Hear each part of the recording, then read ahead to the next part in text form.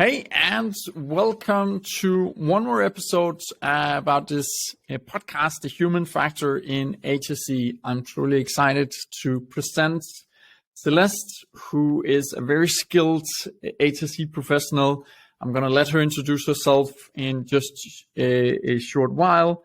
I've been really looking forward to hearing her story and kind of how she sees the involvement of HSE from her career point of view. So Celeste, would you please give us a short introduction to yourself and the work that you do right now? 100%. So I'm Celeste Langenhoven. Initially, I started in sort of the steel industry, moved over a bit to the petrochemical industry. Initially started in quality. It lacked a bit of a personal, I would almost say a personal element to it. It's all compliance, etc. So I moved over to the occupational SHE space, studied towards that. And the psychology part of it came later for me. That's basically where I'm from. Yeah. All right. And can you elaborate a bit more on what specific it were that attracted you to have to do with the human part of it? Because that's kind of what you're describing, right? Yes. So in steel industry, obviously you see all your risks. Every risk is visible. You could see how people get injured. You can see the effect it has on that person. You can see the effect it has on the teams. And obviously you want to be, the person that sort of helps them fix this, whatever the issue is. And also recurring events. You don't want recurring events. Moved over to petrochemical, bigger risk probably. You don't see it. So how do you prepare people mentally for those risks? I would love to be part of that. That's why I probably applied 3 years at the company where I am currently, for the reason that I've got such a passion for people, and I do believe that we can prevent all those tragic incidents, especially fatalities that you obviously never ever want to see. So been part of one or two of those. So there the passion comes from. All right, I understand, and I appreciate you sharing your reflections on this. And I do agree with you that there is quite a lot more that can be done, than that there's a tendency to kind of but that's how we are as human. We can't only see what we have learned for a period of time, and then we just stick with that unless we get challenged, and we challenge ourselves quite a lot. So can you talk me through how many years of experience do you have in HSE as it is right now? That would give away my age. Hey, so 23. All right, cool. Yeah. And sorry to expose you like that, but no, it's fine. But can you try to describe? Thank you. I didn't mean it like that. So, can you try to elaborate a bit on how HSE has changed over these 23 years of time? From your point of view, what has changed? What did you do? What did you spend your time on back then, and what are you spending on your time on today? Oh, that's an easy one. So olden days, it's all about compliance. How many stars would my company get, for complying to ISO systems and, your country's legislation, international legislations. We all looked at the UK for best practices, and we looked at the USA for best practices, etc. And, what are all these companies out there doing? So how can we be the best? But it never sort of really, it wasn't about the person. So I always thought that, the companies would say it's about the person. We care about the individuals. But then at the end of the day, it's all about the auditor. The auditor is coming, we should be prepared. It's all about compliance. If you get findings, it's a slap on the wrist. So I think it's changing and evolving a bit more by way of being more individualized. I think there was a time period where it also went a lot about what's good for this workshop or this group or this, the production fraternity. But I think it's moving away more that each individual brings a risk through when he's coming through the gate. So what psychosocial risk are you bringing onto the factory? How you're influencing that team? So how do you do that mental prep before you do a task? It would influence yourself, it would influence your family, it influences your team. The company, yes, we have a statistical record and we don't want it, but that is not the primary focus. Each individual should be the primary focus, because we want everyone to go home safely. I mean, that's the basic point of it. So I do think the future of HSE, hence why I went and studied psychology. I think there's a big part of sports psychology that can be applied. The methodology, I think there's a lot of other psychological methodologies can be applied to the individual rather than to the teams. And yeah, it's just about prepping that individual mentally before he does a task. We're in such a rushed, distracted environment that how do we get away from that? How do we switch off? You see, so in South Africa, we do have load shedding. So every now and again, you're forced to switch off. But how do we get each individual to take his own accountability for his own, your own safety, your responsibility for working safe? But how do you think about it? We come from different risk perceptions, diverse backgrounds and cultures. So how do we get you to focus for yourself out there? And the world is more individualistic in any case. That's the way it's going. Everyone's about me, myself, and I, selfies, etc. It's all about the self. So we can actually utilize that. It's about you. And it is. And that's how we will get everyone to go home safer. So yeah, I've even applied for a neurocognitive degree now. I don't know if they will accept me. Just applied at Wits, because I do think it will become a big component for safety. We're not there yet, though, but I do think we're going in the right direction. Does that answer your question? Right. Thank you so much for sharing. And yeah, it does, and it's quite interesting, and you actually open up for a bit of it on the last bits, because where are you in the process? Is it all you describe right now? Is that about what you see in the future, or are you actually doing it right now? So we are focusing on a few mindful aspects or visualization aspects with teams. What we do is we sort of go, and when they have their planning in the mornings, we'll try and engage with them on a different level without telling them, this is the model, this is the principle. We're sort of doing it subtle, with a subtle influence. So not all the teams, it's sort of like in a testing phase to see if it does make a difference. So what I did was I used a heat map to sort of see which areas are the most at risk, which people do, on a variety of aspects are the most at-risk teams. And I started with engaging on morning meetings with those teams and see if we can just chat through the task, the high-risk task for the day, the one where you could fall from a height, the one where you could not have oxygen in a vessel, all the really high-risk tasks. So let's chat about that. Let's see how you do it. Think about how you do it. Do we visualize any problems with it? How can we get past those problems? Do we think we can do it better instead of just going at it to get it done and rush through it? Because, we've got 8 jobs and it's to be done before the end of the day. So we do apply some of those principles.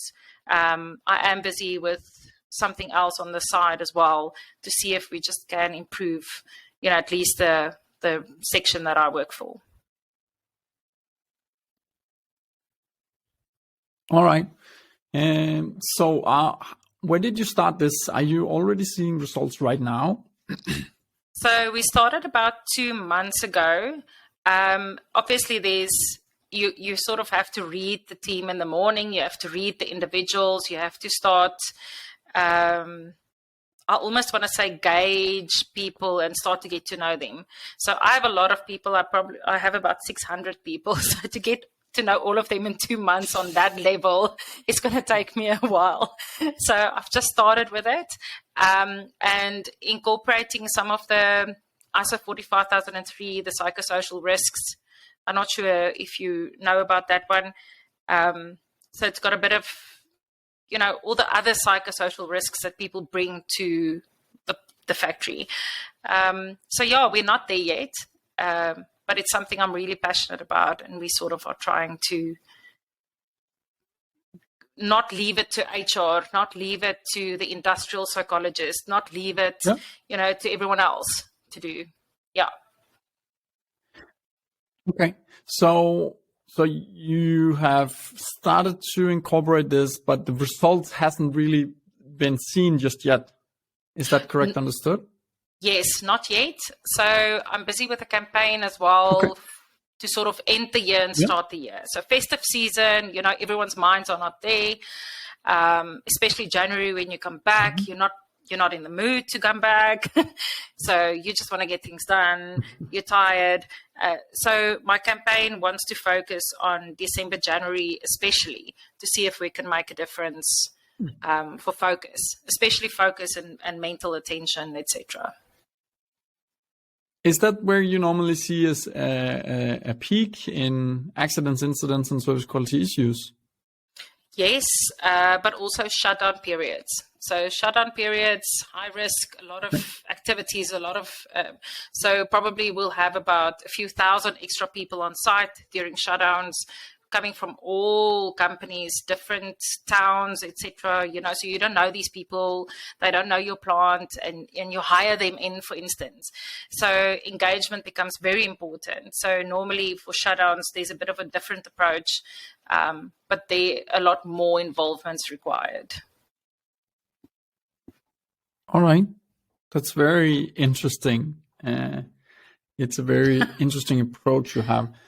There's one thing that I would like for you to clarify a bit, because this is something that is kind of that's very interesting and something that's on top of mind. I have a very clear opinion about it, but I would very much appreciate if you could elaborate on this. So do you think that the company is responsible for what people bring to work from a psychological point of view?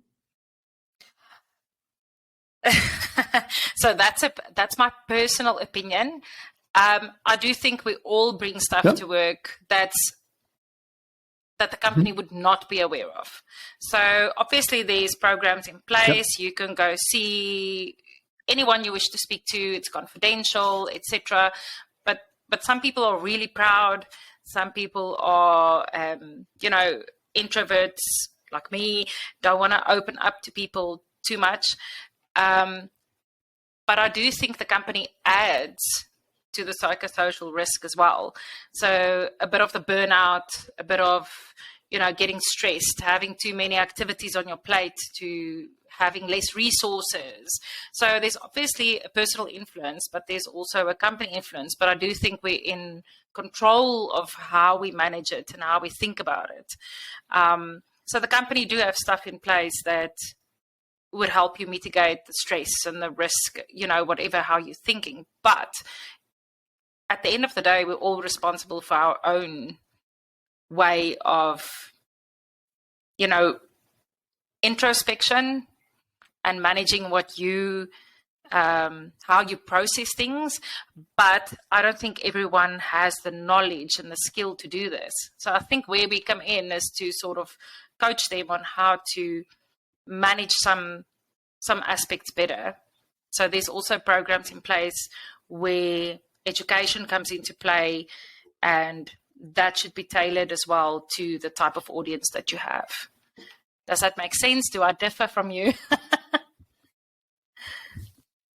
So it makes complete sense what you're saying. We differ a little bit on it, but I don't think that we're that far off, because I think that it's very important to have a statement where it's clear that the organization can't be necessarily be held responsible for what you bring to work, but they will always be held responsible for any kinds of incident that you will cause due to a poor mental focus state of mind. Yes, legally. And I think that that's crucial. And I think that it's crucial to define this, because what we see is that with good reasons, we see that if we apply the next level of it, if we actually want managers and HSE people to have that great responsibility of people's mental health, they back off. They are scared because they don't feel equipped to do it. If someone comes to them and tell them that they have a very deep depression, they feel obligated that they should take on the responsibility, but they know that they're not trained to take that on. So they just don't ask. And if they don't ask, then they won't get the answer. And I think that this is where we need to separate it, especially coming from an HSE point of view. And this is quite crucial in my point of view, that we are able to distinguish these two. Because all the stuff that you mentioned before, burnout, stress at work, work overload, all of these things can be an effect that's causing a downward going spiral for the individual. And we need to fix those. And those can be fixed without us actually going in and talking about, so how do you actually feel today? How did the missus treat you? How does your bank statement, or all of these other concerns that we have as normal human beings, right? So without actually going down that path of wanting managers, HSE professionals to be psychotherapists, but just setting up the right type of engagement so that people will get this psychology safetiness within themselves of feeling this, without actually having to necessarily open up or take into consideration what kind of personality character am I? Am I extrovert, introvert? All of these stuff. We just need to be very aware that we can actually educate a manager. So if you do A, B, and C, there is a higher likelihood that a person will feel safe when they come to work and when they work for you. And it doesn't have to evolve around what they bring to work. If they have other stuff tumbling around in their life, we can actually make the workplace the most safest place in their entire world that individual has. So that's my point of view. I hope it makes sense. No, it does make sense. So we've just made available to management and anyone in the organization for that matter, even the service providers that renders a service to you, contractors, etc., an online platform where you can say, you know what, today I don't feel well, maybe I didn't eat well, maybe I don't want to speak up, I just want to tell you that I'm not okay today. But it is in the confines of, I almost want to say, okay, so we have the POPI Act that says your personal information is, your own. You don't have to put it out there on a platform, so it's not anonymous. But for your line manager, it is like a trigger or a flag that will tell him, this person is not feeling well today, so don't put him on a high-risk task today. So we do have that engagement. So we involve our hygienists with that, as well as our medical center, the HSE staff, and then we have engagement sessions with management to sort of advise them how to deal with these things. Because now I tell you, you know what, I didn't have a good night's sleep. Maybe I'm on new medication, but I don't want to tell you. I just want to tell you that I'm not okay today. So how do management deal with that? So we actually have implemented that sort of program with constant education. So that's a nice program, I must be honest. We've seen it work on shutdowns. you're not managing an illness maybe very well, diabetes, whatever. You don't have to tell me, but you're just saying, you know what, today I don't feel great, I don't want to go working at heights. Then yes, we'll use you for something in the workshop. We'll use you for something else. And we must say there's no abuse really, because you'll obviously see that people abuse a system. As soon as you implement it, I don't want to work today, so let me say I don't feel great. We actually don't see that. So the people only use it when it's necessary. So that's a positive point for us. Definitely. And then how does it actually work? Does everyone have to kind of go and give a indication of what state they're at today, or they only have to go and press the button if they don't feel particularly well that day? You only press the button, but someone else can press the button for you as well. So I see my teammate is not himself this morning. So I can inform the system. No one knows who puts it in. So we're trying to cultivate a culture of caring for other people. So, we're being a very diverse country. So caring comes in different ways for different cultures. And, but you can see when someone's not himself. So you can press the button for someone else, and that manager will know the person that won't speak up is also not okay today. The silent person that will sort of just cope through the day.